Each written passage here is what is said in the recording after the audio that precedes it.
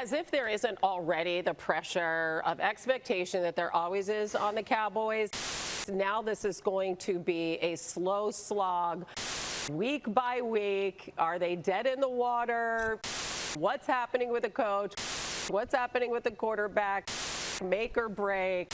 Wow. Schefter, tell these people something good down here in Dallas, man. I'm struggling to give them good news. We got a new Dallas drama going on. You know, Dallas was once a big TV hit series. Now we got a new drama going on in Dallas, Big Swaggo. And I just got one more thing to say. How about them Cowboys?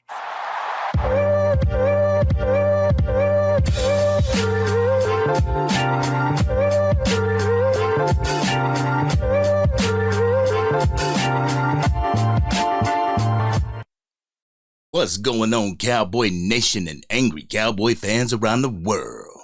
Y'all know who it is.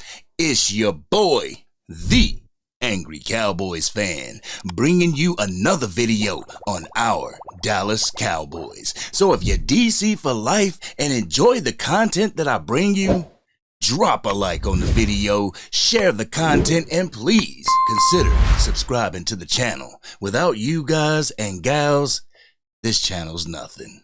During a segment on NFL Live, Hannah Storm, Adam Schefter, Tim Hasselback, and former Dallas Cowboy swagoo Marcus Spears talked Dallas Cowboy talk. They covered the rumors of CeeDee Lamb potentially holding out until he gets his contract extension. They also spoke about what they feel will happen to Dak Prescott. So we're going to take a listen to a few clips that I got for you, and you know what we're going to do after that, Cowboys Nation?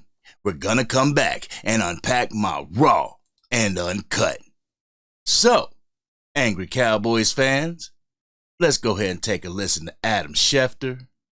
Hannah, he'll be on the Cowboys. They're not letting him go anywhere. He doesn't want to go anywhere. And they will work on figuring out a long-term contract that the team has been planning and budgeting for throughout the course of the year. There have been some financial priorities, some off-season priorities for this team, and keeping CeeDee Lamb in the final year of his rookie contract certainly is one. Because he's in the last year, it doesn't create the sense of urgency that it has to get done right away during the offseason. But I think it will be a surprise if somehow, some way, they didn't get a new contract done before the start of the season. Just too much at stake, too many other wide receiver deals that are going to get done. The market will be established. They want to keep him there in Dallas. And again, I think the two sides will figure out a way eventually to get this deal done to keep him in Dallas long term.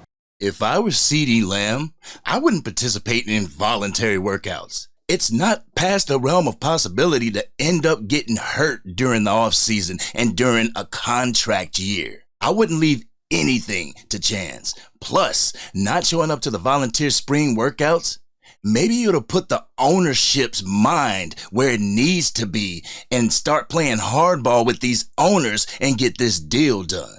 But in the second clip that I got for you, Tim Hasselback goes into why Jerry Jones and the Dallas Cowboys are in the quarterback situation that they're currently in now. So let's go ahead and take a listen to the clip and come back and talk about it. Go ahead, roll the clip. You know, I think sometimes people can look at it and say, well, hey, Dak's made a lot of money. You know, why isn't he doing something to help the football team? We need to remember how this started. Like, there was a point in time where Dak Prescott was the biggest bargain in all of sports. He's a starting quarterback for the most valuable franchise in the United States. He's making $725,000 as their starting quarterback. Like, they won 18 games over a 2-year stretch with Dak as their starting quarterback, and he made less than $3 million combined. And he basically said, look, I'm going to stare down with Jerry Jones on this negotiation and not take an under market deal for what I've done as a quarterback. And because he did that and because he won, now the Dallas Cowboys are in this situation. That is Dallas's fault going back to 2018, 2019, 2020. Not necessarily Dak Prescott's issue right now. The ones who say we should trade Dak or get a quarterback on a rookie deal? Did you hear what Tim Hasselback just said? The Dallas Cowboys wouldn't be in this situation if it weren't for the front office playing around with his first contract extension.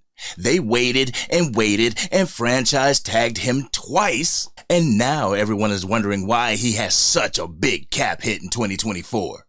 Jerry and Stephen Jones have no one to blame but themselves. And you would figure they would learn from their mistakes.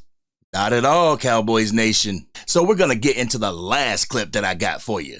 It's something that I had to add to this video because I have seen a few people in my comment section saying that the regular season is not why quarterbacks are getting paid the big contracts. It's what they do in the playoffs that get them paid. So I'm going to allow NFL Live to tell those people what I was trying to tell them because they didn't believe me. Maybe they'll believe the ones with the NFL credentials. You know what I'm saying?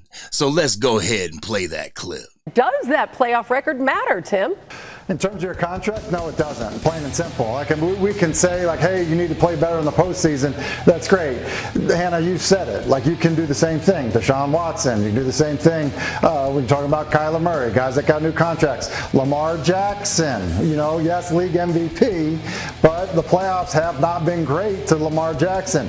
So I think you can run down the list, of guys, including Josh Allen. So, look, does it matter? Yeah, of course it matters. Everybody wants to win in the postseason, but you can go look at the lack of postseason success for any of these guys. And don't forget, let's not forget, there was a period in time where a guy named Peyton Manning didn't have the best postseason success. So that really has never been an impediment in terms of paying a guy a contract that he deserves when the sample size of who he is as a quarterback through a regular season is proven through that size versus one or two playoff games. Boy, them Dak haters hate hearing that Peyton Manning comparison, don't they? But did y'all hear what Tim Hasselback had to say? He was specifically asked if the playoff record matters in a quarterback getting his extension. He responded, no, it doesn't. There are many quarterbacks who don't have a great playoff record but have been paid handsomely. Y'all ready for my Raw and Uncut? Y'all ready? Let's get it. I, as well as a number of Dallas Cowboys fans, don't understand why in the hell Jerry Jones does what he does when it comes to contract negotiations. I've said it before. It feels like a mob mentality when it comes to paying the guys that they want to bring this organization another Lombardi trophy. They expect the world out of these players, but don't want to pony up the dough when it comes to getting these guys their contracts. But I want to take time to answer the people who think that it's the quarterback's performance in the playoffs that get a quarterback their contract. This isn't the first time that I've heard that a contract is based on a player's regular season performance. As a matter of fact, James Jones said it during a segment on Speak when they were discussing Dak Prescott's contract negotiation. Playoff performance is definitely a plus when it comes to getting your money, but it's not the determining factor. That's why teams put incentives in players' contracts. If the team makes it to the NFC Championship, there's a bonus. If the team makes it to the Super Bowl, there's a bonus. If said team wins the Super Bowl, there's extra money. Let's take the 2023 season, for instance. According to a BetMGM.com article written this past February, NFL players on teams that won a division will earn $46,500 for playing in a wild card matchup this season. Well, this past season. Players on teams that didn't win a division are those on teams with a first round bye. They got paid $41,500 for the first round of the playoffs. These incentives go all the way to the Super Bowl, Cowboys Nation. This past Super Bowl, players from the Kansas City Chiefs who won Super Bowl 58, they were paid $157,000 apiece. The losing players on the 49ers received $82,000. I say that to say this. A player's contract has nothing to do with how they perform in the playoffs. I believe the reason why Jerry Jones and the Dallas Cowboy front office is hesitant on paying Dak, CD, and Micah is because they want them to take less than what they're projected to get. These three players are looking at resetting the market with their upcoming contracts. Just because Dak Prescott, CeeDee Lamb, and Micah Parsons didn't will the Cowboys to a victory over the Green Bay Packers doesn't mean that they don't deserve their contracts. It just means that Jerry and Steven are up to the same old tricks. One thing that I wish some people in Cowboys Nation would stop doing, I wish they would stop digging into the pocket of these players. Watching what goes on in the pockets of the top three people on our team.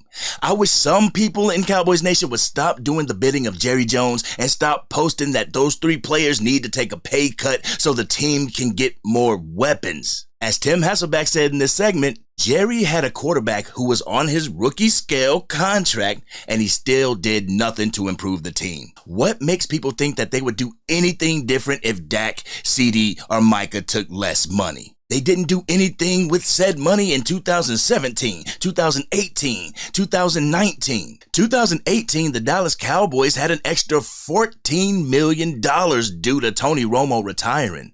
What did Jerry do with that money? Nothing. So instead of telling these guys who put their minds and bodies on the line for our amusement to take less money, how about we start demanding that Steven and Jerry Jones start paying them the money that they deserve? I don't want to hear about the salary cap because we all know the cap can be manipulated. So Jerry, let's get to manipulating this salary cap and bettering the team before you see the best three players on this team walk out the front door. This has been your boy, the Angry Cowboys Fan. What did you think about what the analyst on NFL Live had to say? Do you agree or do you disagree with their assessment of what's going on in Big D? Let's have that conversation in the comment section.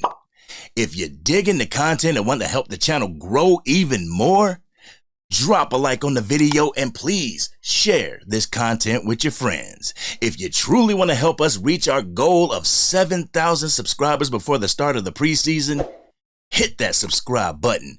Hit the bell so you can stay notified whenever I go live, whenever I release a video or release a podcast episode. I wish the front office of the Dallas Cowboys would stop negotiating with the players' contracts through the media and start sitting at the table to get these guys signed. We didn't hear the negativity about Jordan Lewis taking his money, Eric Kendricks taking his money, CJ Goodwin taking his money. What about Trent Sieg? We didn't hear any negativity. Why should we hear negativity about your all-pro players?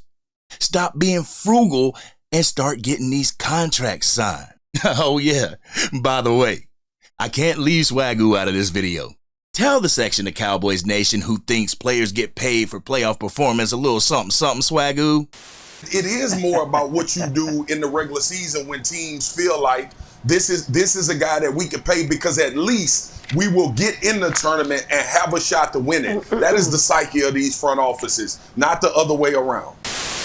This has been your boy, the Angry Cowboys Fan, and I'm out.